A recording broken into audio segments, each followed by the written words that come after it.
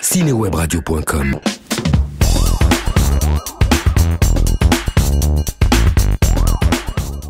Eric Piker, 28 ans, aussi riche que froid, vit pour la plupart de son temps dans une limousine, véritable QG de la haute finance.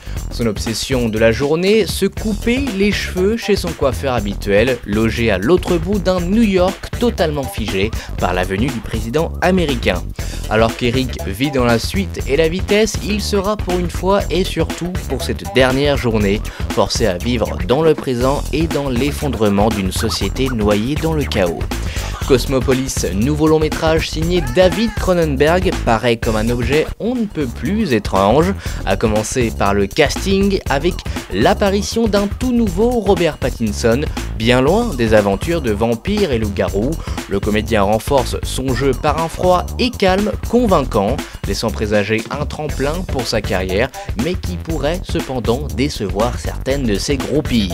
À ses côtés, de nombreux seconds rôles, Sarah Gordon, que l'on pouvait déjà apercevoir dans le précédent Cronenberg, Dangerous Method, rempile pour un rôle aussi mystérieux que froid, similaire à celui de Pattinson en interprétant sa compagne, un jeu maîtrisé et compris qui rajoutera un brin de poésie dans cette fable sociale.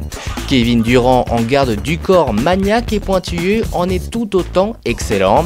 A noter aussi l'apparition de deux Français, Juliette Binoche, Cadrin Jenner, folle d'Eric Parker, n'hésitant pas à s'envoyer en l'air dans la limo blanche, et Mathieu Amalric en français, pseudo-activiste taré, lanceur de tarte à la crème, de rôle anecdotique mais fort sympathique.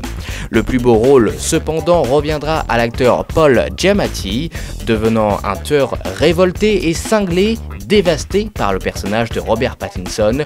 Le comédien relève la dynamique un brin molle du film et propose une nouvelle facette tant à l'histoire qu'au personnage de Pattinson. Si la lumière et le jeu de caméra est maîtrisé, la dynamique du film pourra justement navrer le public. Folle, nouvelle, curieuse, voilà ce qu'en ressortait de la bande-annonce. Au final, Cosmopolis apparaît comme un conte bavard qui traite d'une société qui semble ne jamais changer et qui ne changera jamais. Un point de vue certes nouveau sur la crise et sur les finances qui conduisent nos vies. Pas aussi psychédélique qu'on aurait pu le penser, Cosmopolis risque de décevoir. Cependant, le fond du film et la mise en scène n'ont pas à rougir. Ce nouveau Cronenberg est fort dans son message, bien construit, même si un peu d'action n'aurait pas été trop.